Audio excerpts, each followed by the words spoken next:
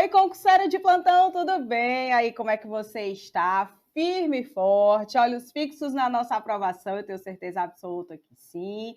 Estou aqui no nosso canal do YouTube do Aperfeiçoar a Saúde com mais um sprint final direcionado para a parte específica de enfermagem. O sprint final de hoje é sobre o nosso conteúdo, a nossa especialidade de centro cirúrgico ICME. Chegue aqui no nosso canal já deixando uma curtida, mereço uma curtida, porque um copo de água e uma curtida aqui no YouTube, no nosso vídeo, você não nega a ninguém, tá, pessoal? Vamos com foco total, compartilha esse vídeo com os teus colegas concurseiros, chama a galera para fazer uma revisão, tá? Selecionei aqui os temas quentes em prova, quando nós falamos de ICME e centro cirúrgico. Então, bora lá, vamos começar a nossa revisão, nosso sprint final, aqui direcionado para o ISGH, mas saiba também que os conteúdos que nós iremos abordar, né, ao longo do nosso sprint final, também despenca em prova no cargo de enfermeiro generalista, no cargo de técnico de enfermagem e também no seu cargo referente à especialidade de centro cirúrgico ICME. Então, vamos começar aqui o nosso sprint final, na certeza que Deus honra, que você no dia da sua prova vai reconhecer gabarito de todas as nossas questões, porque você é time #EricamiTem.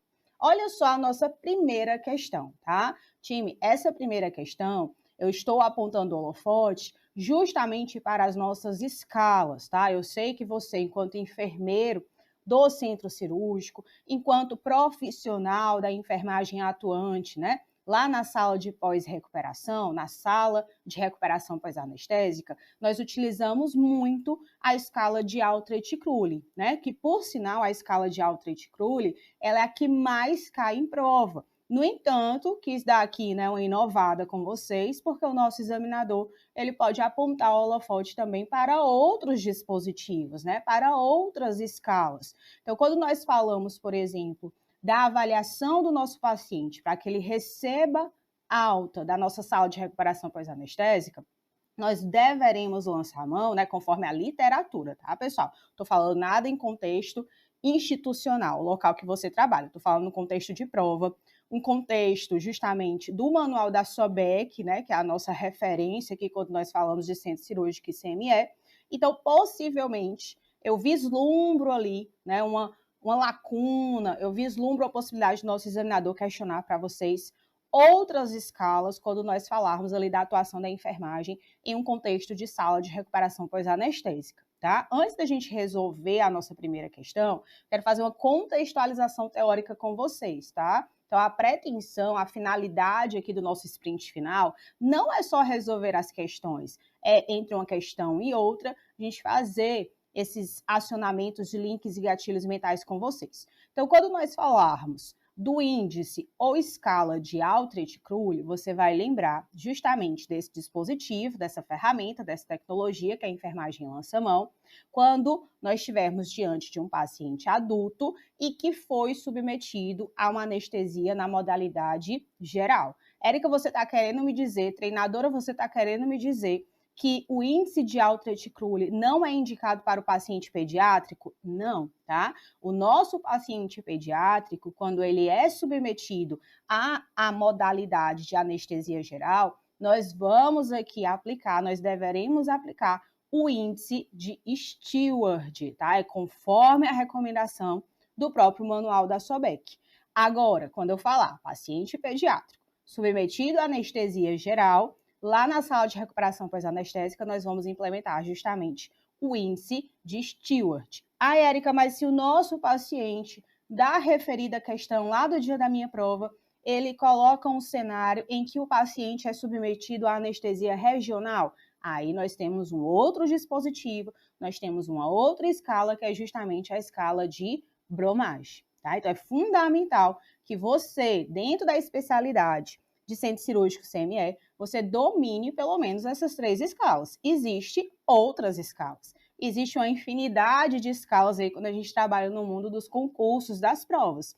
Mas nesse cenário de contextualização de sprint final, aqui é uma revisão, né? Uma revisão direcionada. Então, aqui nesse cenário, é importante que você saiba, que você domine pelo menos a escala de Altreich-Crulli, o nosso índice ou escala de Steward e a escala de bromagem, tá? Então, falou, nosso paciente foi submetido à anestesia regional, nós deveremos aplicar a escala de bromagem. Agora, a gente falou anestesia geral, paciente adulto, lá na sala de recuperação pós-anestésica, a gente aplica o índice ou escala de Altreich-Crulli. Falou paciente pediátrico, que foi submetido à anestesia geral, lá na sala de recuperação pós-anestésica, nós vamos aplicar e implementar a escala ou índice de Steward. Tranquilo, né? Ó, de boaça, na tranquilidade. Então, vejamos o que o nosso examinador diz aqui na nossa primeira questão. Coraçãozinho aqui na primeira questão já, tá? Em todas as nossas questões de hoje do sprint final, arrocha coraçãozinho, que eu já apontei o holofote, né? Eu já fiz essa curadoria das nossas questões de uma forma a gente otimizar o seu processo de revisão, tá? Então, a primeira questão, ele fala o seguinte: paciente, 22 anos, masculino, admitido na sala de recuperação pós-anestésica, foi submetido a uma cirurgia traumatológica de artroplastia de joelho, sob efeito de sedação e anestesia raquidiana. Isso aqui é um link gatilho mental, tá? Para vocês, ele está sinalizando para você qual foi a modalidade de anestesia que o paciente foi submetido. E aí ele te diz, durante a permanência do paciente na sala de recuperação pós-anestésica, qual é a escala que é indicada para a avaliação da evolução do bloqueio motor? E aí perceba que ele coloca, né, dentre as alternativas, o item D, a escala de Altreich-Crulli. Muita gente marca Altreich-Crulli. Falou sala de recuperação pós-anestésica, parece assim que a galera nem raciocina. Falou sala de recuperação pós-anestésica, opa, é a escala, é o índice de Altreich-Crulli. E calma, o nosso paciente da questão, ele é um adulto, né? O paciente, 22 anos, masculino. No entanto, ele não foi submetido à anestesia geral, ele foi submetido à anestesia regional, do tipo anestesia raquidiana. Então, nesse cenário, você, enquanto profissional de enfermagem, enquanto enfermeiro, enquanto técnico de enfermagem atuante na sala de recuperação pós-anestésica, vai aplicar qual escala? A escala de bromagem. Então, gabarito da nossa primeira questão, C de casa, de boaça na tranquilidade. Pessoal, cuidado com esse tipo de questão. Parece uma questão inocente, mas muita gente escorrega aqui na nossa casca de banana, né, que foi colocada de forma intencional pelo nosso examinador. Agora, merece destaque também, né, no nosso processo de revisão, e vamos aproveitar esse momento para a gente revisar, para a gente acionar links e gatilhos mentais. Eu não me espantaria se o nosso examinador, né, das provas do ISGH, que no caso é o Instituto Consuplan, eu não me espantaria se ele colocasse, já que é uma prova de especialidade, tá, pessoal? Ou seja, eu não me espantaria se ele colocasse um caso concreto para vocês e pedisse para vocês pontuarem em relação ao índice de Altreich-Crulli, tá? Então, esteja preparado para ser indagado, né, pelo examinador em relação a isso. Se ele quiser pegar um pouco mais leve, ele pergunta para vocês quais são os quesitos, né, avaliados em Altreich-Crulli. Tem que lembrar que é atividade física, respiração, circulação, consciência e saturação de oxigênio, né? Ele poderia perguntar para vocês aí quais são os quesitos avaliados na referida escala. Lembrando, né, que nós temos 5 quesitos mensurados, avaliados. Cada um desses quesitos a gente pode atribuir a pontuação 0, 1 ou 2. Dessa forma, a pontuação de Altreich-Crulli varia de 0 a 10. E aí nós temos um ponto de corte, né, recomendado pelo próprio manual da SOBEC, em que indica que o nosso paciente, pontuando maior que 7, ele pode receber alta da nossa sala de recuperação pós-anestésica.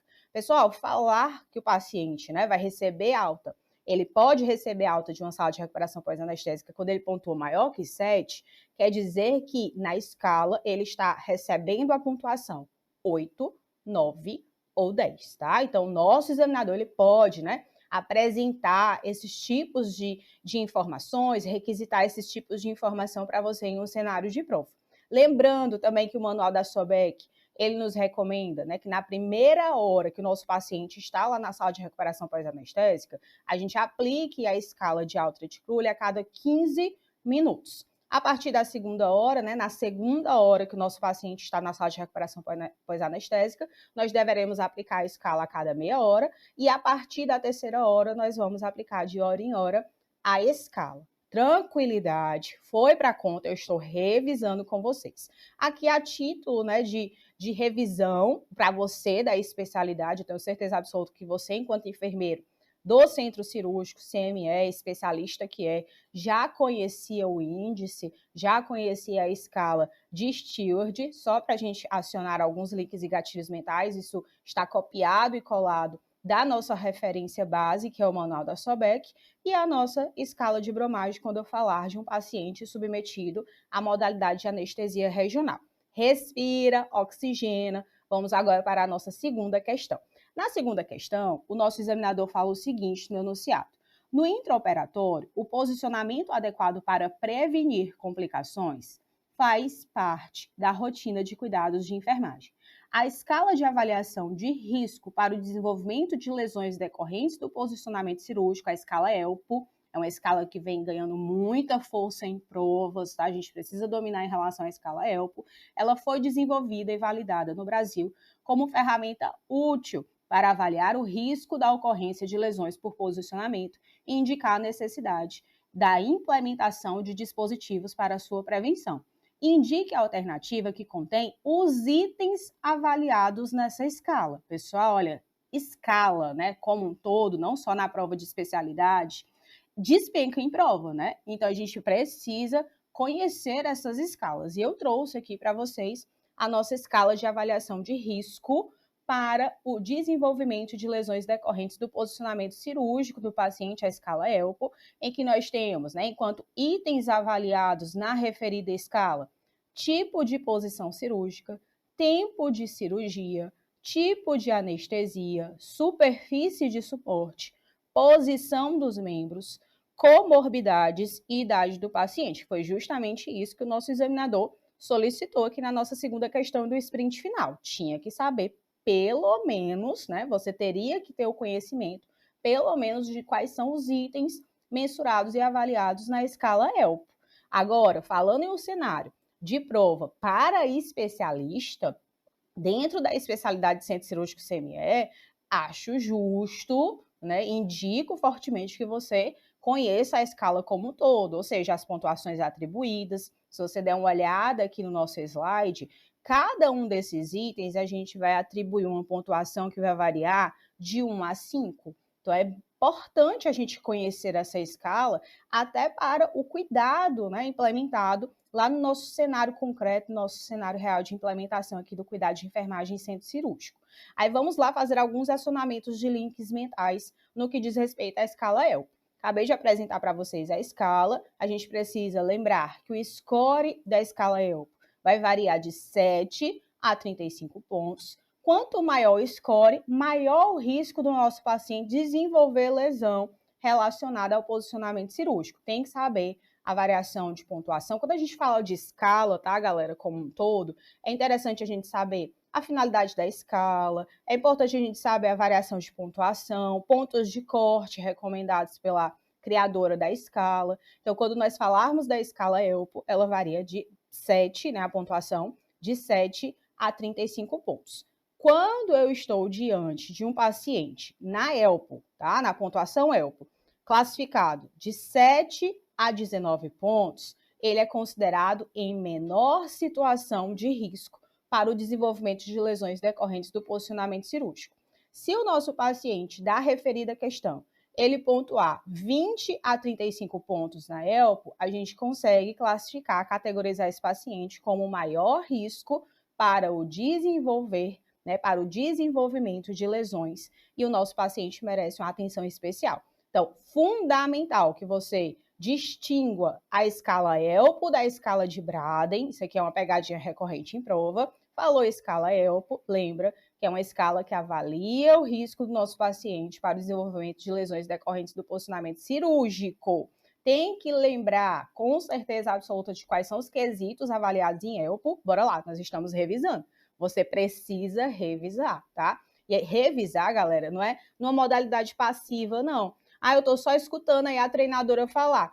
quando eu instigar você a repetir, a falar em relação a essas informações, participe, tá? Porque você está aqui implementando técnicas na modalidade aqui de participação ativa, de fato, do seu processo de revisão. Então, bora lá.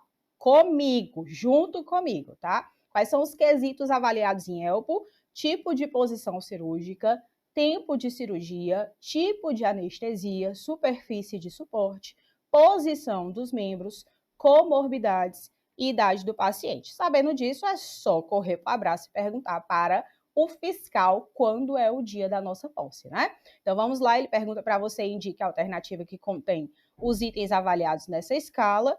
Item A, ele diz idade do paciente, tempo de cirurgia, posição dos membros e comorbidades. Gabarito, né? Achamos aqui o gabarito. Então você percebe que na nossa escala ELPO não tem percepção sensorial. Lá no item C, ele colocou aqui para você nutrição, ó, e não tem, ele está querendo confundir vocês com Braden. Lá no item D, ele puxa também aqui fricção e cisalhamento, ou seja, ele tenta, né, o examinador, ele tenta confundir vocês em relação às duas escalas, a escala ELPO com a escala de Braden, tá? É fundamental você fazer também uma revisão em relação à escala de Braden. Foi? Então, o gabarito da nossa segunda questão, A de aprovação, A de aperfeiçoar. Simbora, vamos para a nossa terceira questão. A terceira questão fala o seguinte: são recomendações básicas para todos os serviços de saúde na prevenção das infecções do sítio cirúrgico, exceto, olha o comando da questão, grifa o comando da questão. Pessoal, é uma questão certa, hein? Prova, coraçãozinho aqui também na questão de número 3. Eu coloquei coraçãozinho na questão de número 2. Não, tem que colocar, tá? Em todas as nossas questões aqui do sprint final. Quando eu falo aqui da temática de prevenção de infecção de sítio cirúrgico, a gente precisa resgatar esse dispositivo, né? Quem não leu ainda esse dispositivo, ainda há salvação para você, tá? Inclusive, acredito que o Ministério da Saúde, junto com a própria Anvisa, estão aí preparando várias atualizações e um desses dispositivos, com certeza que será atualizado, é esse manual da Anvisa, né? Ele é de 2017, está passando da hora aí da gente ter alguma atualização. Mas o que está válido para vocês da prova do ISGH é justamente esse manual de medidas de prevenção de infecção relacionada à assistência à saúde, como a ênfase da nossa questão é direcionada para a prevenção de infecção cirúrgica, né, de sítio cirúrgico, trouxe aqui alguns pontos que a gente precisa, sim, fazer o direcionamento no nosso ciclo de revisão, tá? Então, recomendações básicas para todos os serviços de saúde.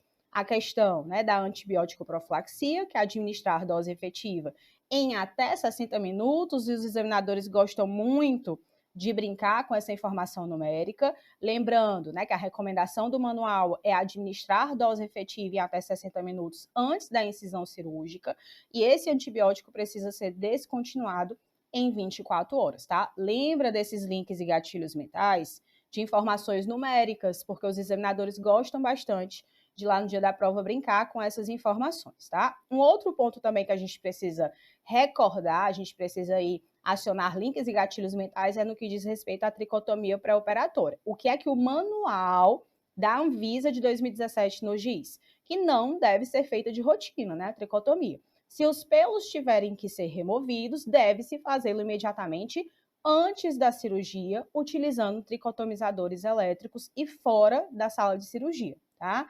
E aí, lembrando que o uso de lâminas está contraindicado. Dois pontos que a gente precisa acionar aqui na nossa revisão, né? Chamada de atenção, é quanto ao controle de glicemia no pré-operatório e no pós-operatório imediato, e também a questão da temperatura alvo do nosso paciente, tá? Então, falou níveis glicêmicos do nosso paciente, a recomendação é manter os níveis glicêmicos do nosso paciente tanto no pré-operatório quanto no pós-operatório imediato, ali inferior a 180 miligramas por decilitro. Foi? E a questão da temperatura alvo é a gente sempre manter a temperatura do nosso paciente maior ou igual a 35,5. Tranquilidade?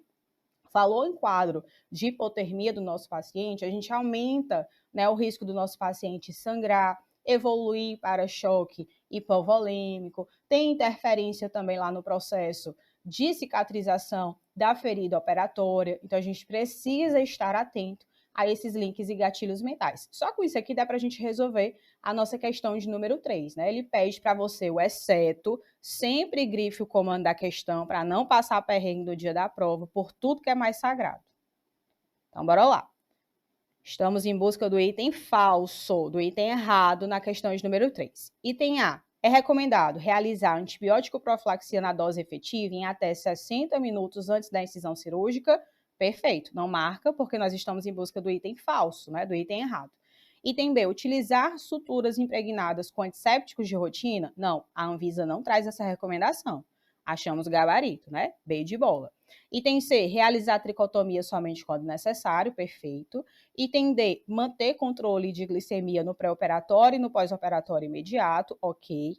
E item E, otimizar a oxigenação tecidual no peri e no pós-operatório. Perfeito. Então, aqui na tranquilidade, gabarito da nossa questão de número 3, B de bola, de boaça, de boaça. Bora lá para a nossa questão de número 4, que também aponta o holofote para esse dispositivo da Anvisa de 2017, coraçãozinho aqui, olha o que é que ele nos diz.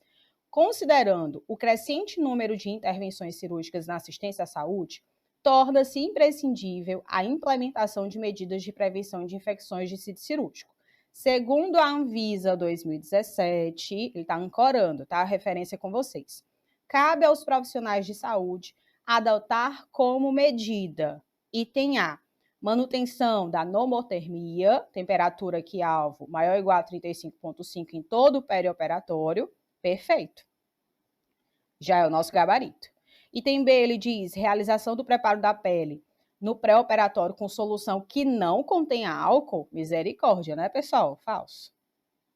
Item C, controle glicêmico, aí ele vem para informação numérica, para ancoragem numérica, e ele está segurando o enunciado da questão. Você vai ter que analisar essas afirmativas, esses itens, considerando a Anvisa 2017, tá? E ele diz, o controle glicêmico, manter a glicemia capilar inferior a 200 mg por decilitro. Não, mostrei para vocês agora há pouco, ó, olhinho para cá, que a recomendação são os níveis glicêmicos inferior a 180.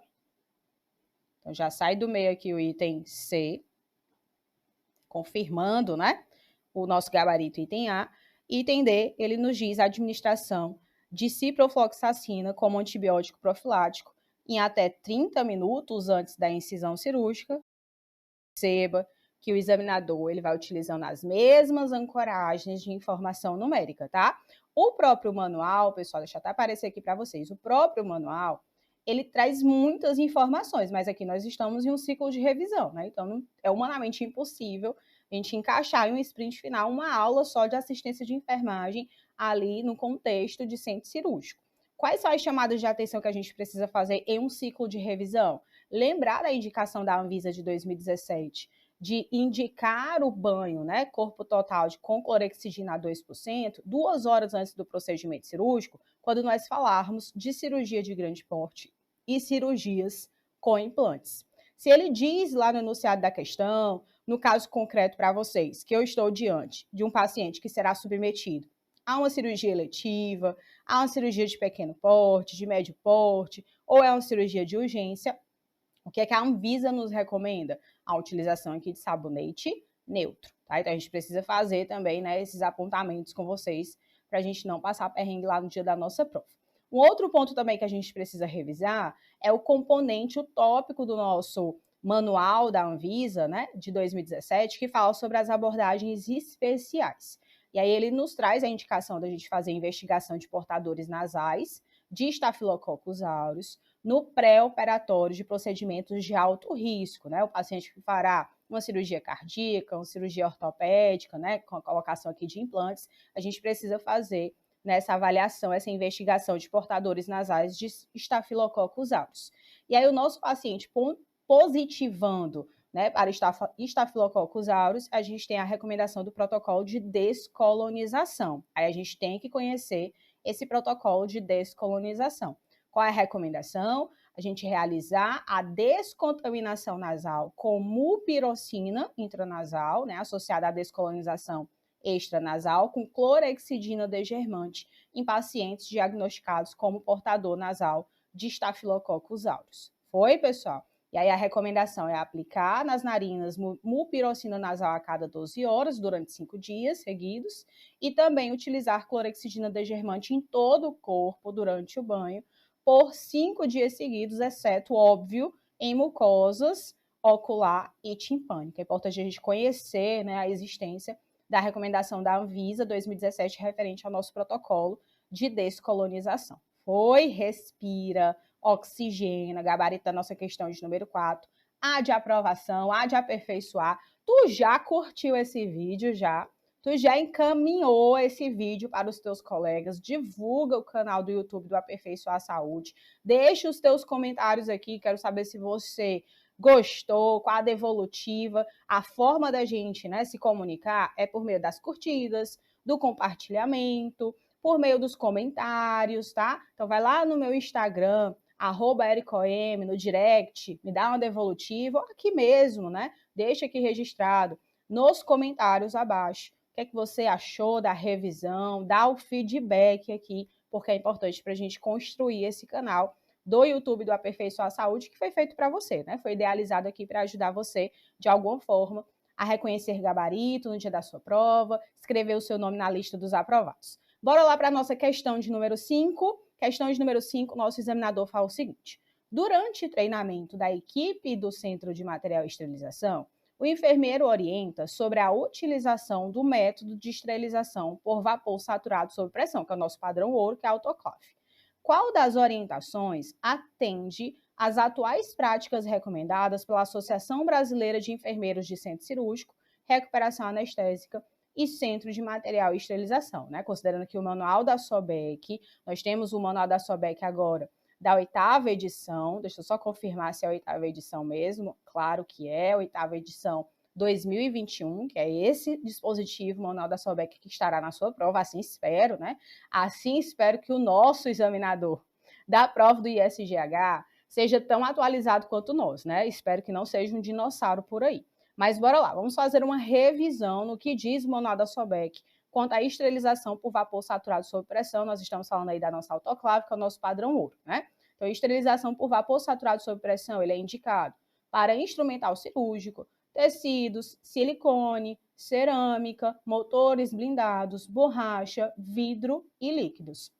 Aí o próprio manual da SOBEC, ele nos diz o seguinte: a esterilização de líquidos na prática do CME está em desuso, devido à grande oferta de soluções comercializadas já esterilizadas, com garantia de apirogenicidade, com frascos que preservam a esterilidade e em apresentações práticas para a sua utilização. Entretanto, caso ainda sejam necessários, os líquidos só devem ser esterilizados em ciclos próprios, não os submetendo à fase de pré-vácuo nem à fase de secagem. A nossa câmara do equipamento deve ser preenchida no máximo até 80% da sua capacidade total, sem que os materiais encostem nas paredes. E no carregamento da nossa autoclave, né, os nossos produtos para a saúde côncavo-convexos, como bacias, cubas rins e cúpulas, devem ser dispostos na nossa câmara interna em posição vertical, e já os artigos, como jarros, cálices e frascos, devem ser dispostos aqui emborcados, com abertura para baixo. Sabendo disso, dá para a gente reconhecer aqui o gabarito da nossa questão de número 5. Item A, ele diz: no preparo para esterilização, os produtos devem ser acondicionados, montados e prontos para uso. Falso. Desmontados. Item B, deve-se utilizar no máximo 90% da capacidade total da nossa câmara. Falso. 80%. Tá aqui, galera, gritando para você já o gabarito, tá? A câmara do equipamento deve ser preenchida no máximo até 80% da sua capacidade total. Então, item B sai do meio, não pode marcar. Item C, ele diz que a autoclave é indicada para esterilização de tecidos, silicone, cerâmica, borracha, vidro, líquidos instrumental cirúrgico, ó, copiando e colando o que diz o próprio manual da SOBEC, tá? Nossa referência aí, padrão ouro, para as nossas provas de centro cirúrgico CME. Então, achamos o gabarito aqui da questão de número 5, C de casa.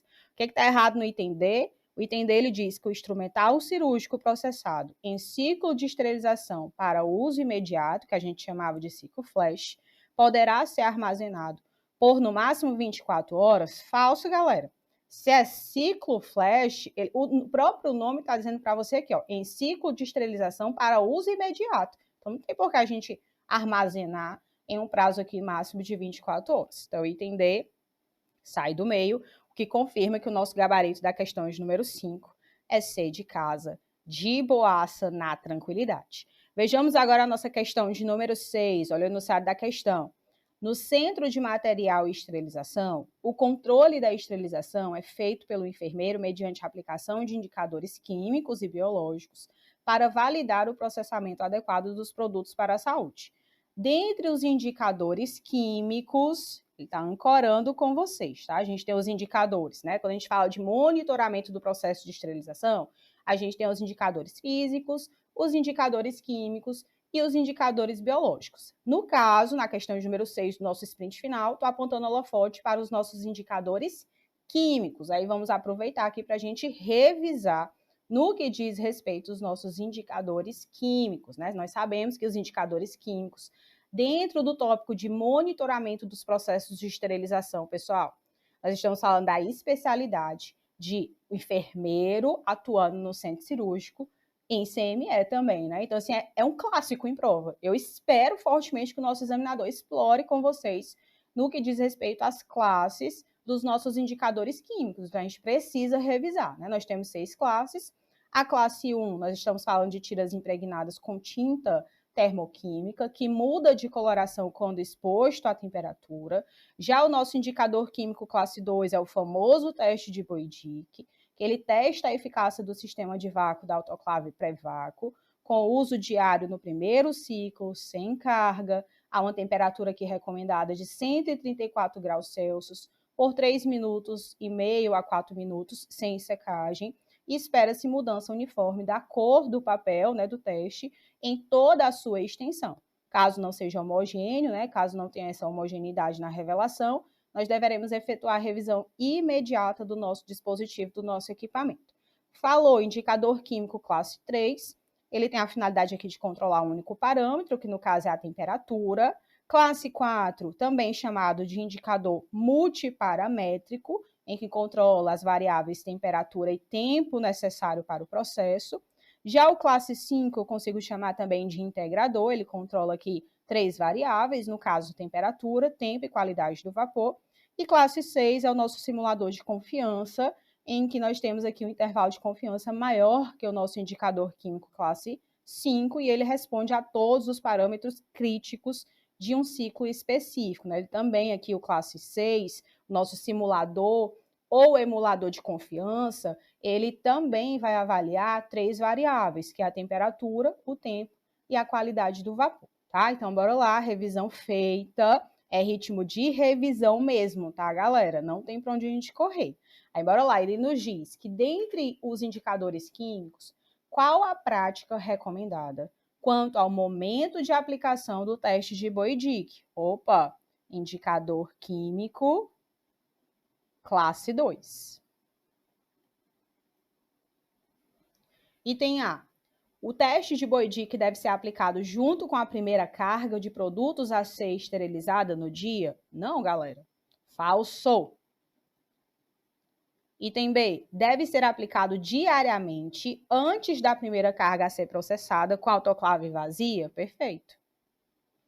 Item C, ele desorienta, né? O examinador, ele tem dessas, né? Ele tenta desorientar. Então, se o candidato marca aqui o item C, ele jamais pode pisar em um CME, pelo amor do Senhor Jesus. Ou deve ser aplicado semanalmente? Socorro. Item D, deve ser aplicado sempre no início do turno, sendo indispensável pré-aquecimento da câmara da autoclave. Falso. Achamos aqui o nosso gabarito também de boaça, da questão de número 6. B de bola, foi para conta. Estou colocando coraçãozinho não, né? Nas questões tem que colocar. Professora, eu estou colocando treinadora no meu material. Sim, mas eu também tenho que colocar no meu, né? Então, bora lá. Outro ponto também que a gente precisa fazer alguns acionamentos de links e gatilhos mentais é no que diz respeito à própria RDC 15 de 2012, tá, galera? Eu sei que você dentro do quesito da especialidade, né, de enfermeiro de centro cirúrgico CME, você com certeza absoluta já leu a RDC 15 de 2012, também é um tema quente em prova, né, uma base jurídica quente em prova. Aí eu estou aqui apontando o holofote, eu quero apontar o holofote para o artigo 96, né, da nossa RDC, dentro da seção de monitoramento do processo de esterilização, em que o nosso legislador fala o seguinte: o monitoramento do processo de esterilização deve ser realizado em cada carga, em pacote teste desafio, com integradores químicos, classe 5 ou 6, segundo rotina definida pelo próprio CME ou pela empresa processadora, tá? Olhinho, coraçãozinho aqui no artigo 96 da RDC 15 de 2012, é esperado, né, o nosso examinador apontar o holofote, bem como também o nosso artigo 98, o parágrafo único do 98 e o artigo 99. Né? Vamos relembrar o que diz a nossa base jurídica. Artigo 98, ele diz que no monitoramento do processo de esterilização dos produtos para a saúde implantáveis, deve ser adicionado um indicador biológico a cada carga. A carga só deve ser liberada para utilização após uma leitura negativa do indicador biológico. E lá no artigo 99, ele diz que o monitoramento do processo de esterilização com indicador biológico deve ser feito diariamente. Pessoal, lá no dia da prova ele vai colocar mensalmente, anualmente, tentando desorientar vocês, tá? Então, a gente precisa apontar o holofote, de fato, aqui para esses links e gatilhos mentais. Então, o artigo 99 nos diz que o monitoramento do processo de esterilização com indicador biológico deve ser feito diariamente em pacote desafio disponível comercialmente ou construído pelo CME ou pela empresa processadora, que deve ser posicionado no ponto de maior desafio ao processo de esterilização, definido durante os estudos térmicos na qualificação de desempenho do nosso equipamento de esterilização. Tá? Então, nós estamos revisando. Vamos agora para a nossa questão de número 7. Tudo tranquilo, tudo dominado, pessoal. Respira, oxigena, é sprint final mesmo, é ritmo de revisão. Olha o que é que ele nos diz na questão de número 7, coraçãozinho aqui na questão de número 7. Ele pergunta para você, enquanto examinador, o seguinte: marque a alternativa que indica um método físico-químico de esterilização. Bora lá, vamos revisar. Nós temos, quanto aos métodos de esterilização, eu consigo, né, fazer esterilização utilizando o método físico. O método químico é uma alternativa, mas desde 2009, até coloquei aqui para vocês, ó, no Brasil, desde 2009, a esterilização química manual por imersão está proibida, está vedada. Mas é uma das modalidades, apesar de no Brasil, né, desde 2009, a Anvisa traz essa recomendação de vedar, né? Ela veda, ela proíbe em relação a isso. E eu também tenho o método de esterilização físico-químico, né, utilizando aqui baixa temperatura. Então, são exemplos de métodos de esterilização na modalidade físico: vapor saturado sob pressão, que é a nossa autoclave, o calor seco, que é a nossa estufa, a radiação ionizante por cobalto a 60, né? São as modalidades aqui que representam a forma de esterilização pelo método físico. O método químico, já fiz aqui, né, a ancoragem com vocês, a recomendação no Brasil, desde 2009, a esterilização química manual por imersão está proibida. E nós temos aqui os métodos de esterilização físico-químico na modalidade de óxido de etileno, vapor a baixa temperatura e formaldeído e o vapor plasma de peróxido de hidrogênio. Então, na tranquilidade, nosso examinador perguntou aqui no enunciado da questão de número 7, marque a alternativa que indica o método físico-químico de esterilização. Item A, quando ele te diz esterilização por vapor saturado sob pressão, método físico. Item B, quando ele te diz esterilização por óxido de etileno, opa, é método físico-químico, gabarito. Quando ele te diz esterilização por ácido peracético por imersão, método químico. Item D, quando ele te diz esterilização por calor seco, que é a nossa estufa, método físico. Então, que atende ao comando da questão, né, que ele pergunta, um método físico-químico de esterilização, é o item B de bola, de boaça também, na tranquilidade. Vamos aproveitar o nosso sprint final também para atualizar você, né, no que diz respeito aqui ao Manual da SOBEC de 2021, oitava edição, referente aqui ao óxido de etileno. Vamos revisar, né, já ancorei as informações que você precisa saber sobre o óxido de etileno para reconhecer gabarito no dia da sua prova, você me valoriza. Só com essas informações aqui, pessoal, desse slide e desse slide, você já deve dar uma curtida. Eu mereço uma curtida. Por quê? Porque o Manual da Sobek, ele não está aí gratuito para vocês não, viu? Não está disponível na internet, não. Minha filha tem que coçar os bolsos e dar ali mais de R$ 400. Vocês aí da especialidade, vocês aí que são enfermeiros de centro cirúrgico CMS, sabem o que eu tô falando, tá? A galera acha que eu tô blefando. Não, Érica, esse negócio aí do Manual da Sobek, tu tá falando que tem que pagar para acessar esse manual. Não, isso está disponível gratuitamente na internet, tá? Não, pessoal. Então, o que foi que eu fiz? Comprei este bendito Manual da Sobek, cocei os bolsos lá e fui lá, buf! R$ 400, mais de R$ 400. E tô aqui no YouTube do Aperfeiçoar a Saúde, no conteúdo 0800, gratuito, te entregando ouro. Mereço curtida. Claro que mereço curtida. Bora! Bora! Assenta o dedo aí, ó. Senta o dedo, compartilha pra galera. Ai, professora, eu vou compartilhar? Não, olha, Deus tá vendo, viu? Pra cada curtida que você tá me negando, você não vai reconhecer o gabarito no dia da sua prova. Vixe! A professora jogando praga. Não, galera, por favor, ajude aí no engajamento, tá? A gente tem que pedir. Eu tô pedindo aqui, carinhosamente, entregando ouro pra você.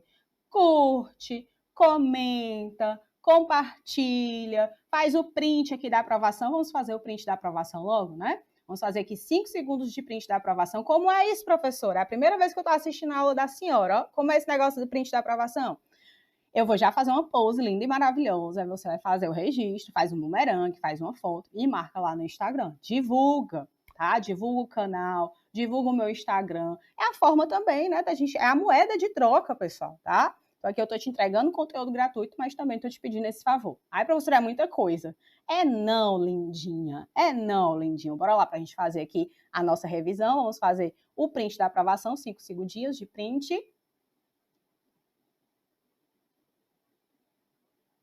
Pronto, agora eu vou te dizer as informações aqui do óxido de etileno, tá? Quando a gente falar de óxido de etileno, a gente precisa lembrar que é um gás incolor, inflamável, explosivo, carcinogênico e ele é indicado para esterilização de produtos para a saúde termoláveis, né? Termossensíveis.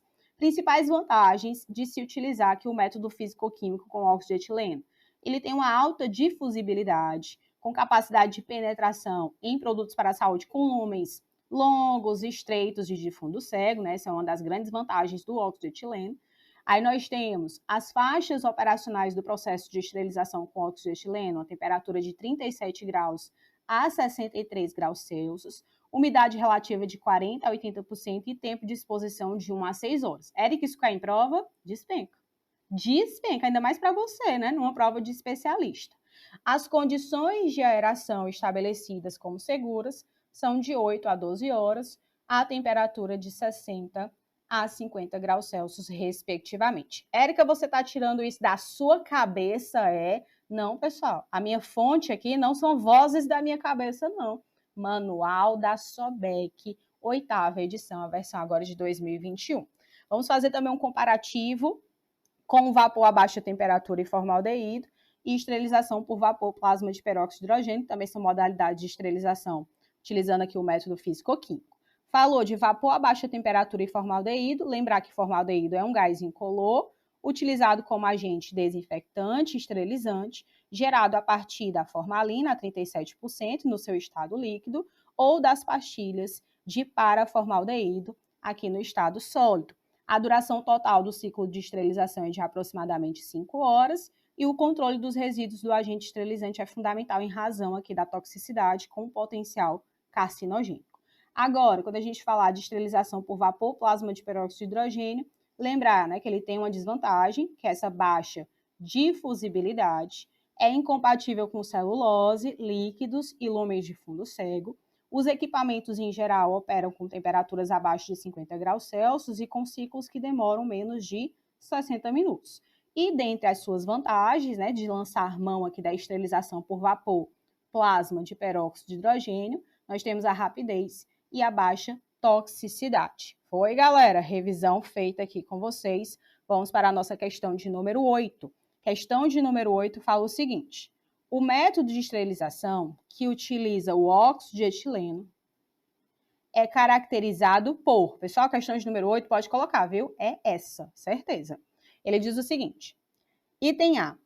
O óxido de etileno é caracterizado por não penetrar em artigos com lumens longos, estreitos e fundo cego? Falso, é uma das vantagens, tá? Ó, sinalizei para você. Uma das vantagens do óxido de etileno é justamente essa. Então, item A a gente não marca. Item B, ser indicado, né? O óxido de etileno é caracterizado por ser indicado para esterilizar materiais termossensíveis e ele tem alta difusibilidade, perfeito, gabarito. Você percebe que o examinador, quando ele estrutura a questão, ele está indo lá direto na fonte do manual da SOBEC, tá? No item C ele diz, o óxido de etileno é caracterizado por poder utilizar tecidos de algodão e papel grau cirúrgico como sistemas de barreira estéreo? Olha para cá, ó. De presente para você, tá? De presente para você aqui esse quadro, que é justamente, foi extraído, né? Do Manual da SOBEC, 8ª edição de 2021. Vamos apontar o holofote aqui para o óxido de etileno, para essa coluna. E aí, quando nós falamos dos tipos de embalagem, tecido de algodão, não é recomendado, tá? Utilizar aqui tecido de algodão, embalagem, tecido de algodão com óxido de etileno. Agora, quando a gente fala, que ele diz aí na questão para vocês, né? O papel grau cirúrgico, o papel grau cirúrgico é compatível. Deixa eu até pegar aqui marcador de texto verde, pra gente, olha, sinais, vai cair. Vou sinalizar aqui com vocês. O papel grau cirúrgico é compatível, né? Um tipo de embalagem compatível com o método de esterilização físico-químico, que é o óxido de etileno. Agora, tecido de algodão, não. Outro que não é compatível com óxido de etileno, vidro refratário. Os demais tipos de embalagem são compatíveis. Então, qual é a minha recomendação? Você não vai... É humanamente impossível, pessoal, pelo amor do Senhor Jesus, né? Vamos colocar os pés no chão. Apesar de você ser especialista e apesar de eu esperar fortemente que você saiba isso aqui, indo e vindo, para um cenário de prova, a gente tem que ser esperto, tem que ser perspicaz. Então, você não precisa decorar todas essas informações. O que a gente vai... Eu, Érica, como é que eu decoro isso aqui? Eu vou olhar as informações do óxido de etileno, vou identificar que só tem 2 tipos de embalagem que é incompatível, eu vou decorar só isso aqui. Porque o restante que aparecer é compatível. É assim que a gente estuda para a prova, pessoal, porque senão dá pane no sistema da tela azul lá no dia da prova, tá? Então, bora lá, deixa eu voltar aqui na questão de número 8. Ele diz, né, mais uma vez, só para a gente deixar a questão bem fechadinha, embasada, que eu estou justificando com vocês, não é só entregar o gabarito não, tá? O óxido de etileno é caracterizado por poder ser utilizado em tecido de algodão? Não. Agora, ele pode ser utilizado, né, ele é compatível com papel grau cirúrgico.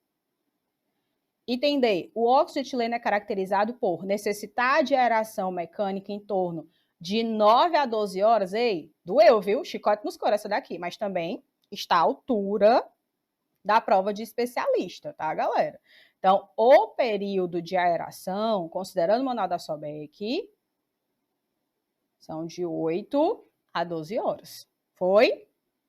A uma temperatura de 60 a 50 graus Celsius, respectivamente. Essa daqui doeu. O examinador foi bem específico com vocês, tá? Item E, ele diz que o óxido de etileno é caracterizado por apresentar toxicidade, tanto para profissionais quanto para o ambiente. Quando a gente fala aqui dos profissionais, nós estamos falando, né, da parte ocupacional, saúde ocupacional. Então, ele diz que o óxido de etileno é caracterizado por apresentar toxicidade tanto para profissionais quanto para o ambiente, relacionada à presença do óxido de etileno, mas não tem efeitos tóxicos para o paciente? Tem efeito tóxico para o paciente. Então, gabarito da questão de número 8, confirmado aqui como item B de bola, de boaça na tranquilidade. Vejamos agora a nossa questão de número 9. Questão de número 9 fala o seguinte: considere os aspectos relacionados às boas práticas para esterilização e desinfecção e assinale a alternativa correta. Item A. Produtos para a saúde classificados como semicríticos devem ser submetidos no mínimo ao processo de limpeza? Falso, galera. Quando nós falarmos de artigo ou produto para a saúde semicrítico, é limpeza mais desinfecção de alto nível, com um asterisco aqui. Porque quando nós falarmos de produtos para a saúde utilizados, né, na assistência ventilatória e inaloterapia, que são classificados como artigos semicríticos, a recomendação é limpeza e desinfecção de nível intermediário.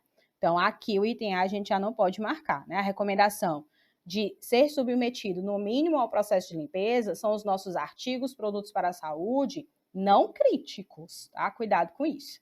Item B, ele fala o seguinte: considerando-se os tipos de materiais utilizados em unidades básicas de saúde, é desnecessário observar o fluxo de processamento de produtos da área suja para a área limpa? Falso, pessoal.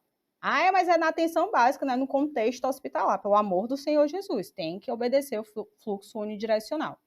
Item C, ele diz: as leitoras de indicadores biológicos e as seladoras térmicas devem ser calibradas no mínimo a cada 2 anos? Falso. Item D, para evitar que se tornem ilegíveis, os rótulos dos produtos para a saúde processados em autoclave devem ser afixados nas embalagens imediatamente após terem sido submetidos ao processo de esterilização? Não, galera. A gente rotula, né? Faz tudo antes do processamento desse artigo, tá? Dessa embalagem, em relação, né, ao nosso processo de trabalho. A gente não faz essa rotulagem, essa identificação só depois do processamento, não, tá? É antes. Item A, item B, item C, item D, tudo falso, só sobrou o item E, que é o nosso gabarito de fato. Produtos para a saúde utilizados na assistência ventilatória e inaloterapia não poderão ser submetidos à desinfecção por método de imersão química com a utilização de saneantes à base de aldeídos. Questão de prova, certeza absoluta, pessoal, não dá para a gente vacilar, tá? Olhinho para cá, pode ser justamente o trecho em que o nosso examinador vai apontar o holofote para vocês. Então, o que foi que eu fiz na questão de número 9? Estou acionando links e gatilhos mentais com vocês em relação à RDC 15 de 2012. É importante você revisar, nós estamos no processo, né, aqui de sprint final. Então, se você ainda não deu uma lida novamente, né, aqui na RDC 15 de 2012, eu recomendo fortemente que você faça isso. Só justificando aqui o item C, né, que a gente colocou aqui como falso a cada 2 anos, nós sabemos que não é a periodicidade a cada 2 anos, né, a periodicidade aqui recomendada é de forma anual. Anualmente. Então, falou aqui as nossas leitoras de indicadores biológicos e também as seladoras térmicas, elas devem ser calibradas no mínimo anualmente. Você encontra isso lá no artigo 38 da nossa RDC 15 de 2012. Foi, pessoal? Matando a cobra e mostrando a cobra mortinha da Silva para você, tá? Então, gabarito da nossa questão de número 9, item E.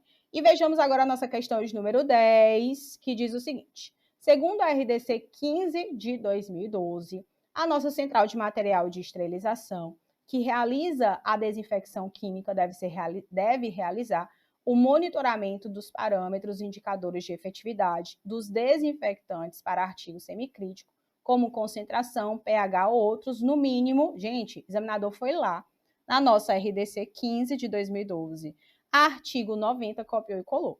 Então, o que é que diz o nosso legislador no artigo 90 da RDC 15? Ele nos diz que o CME deve realizar a monitorização dos parâmetros indicadores de efetividade dos desinfectantes para artigos semicríticos, como concentração, pH ou outros, no mínimo, uma vez ao dia, antes do início das atividades. Qual item que te diz isso? É justamente o nosso gabarito da questão de número 10, item A de aprovação, A de aperfeiçoar. Foi para a conta na tranquilidade, respira, oxigena, fizemos aqui um sprint final, revisa esses pontos, tá, gente? São pontos quentes em prova, a gente precisa ir para um contexto de prova, dominando esses principais pontos. Foi para a conta na tranquilidade, então vou ficando por aqui, na certeza que direcionamento faz diferença para a sua aprovação. Tchau, tchau, time!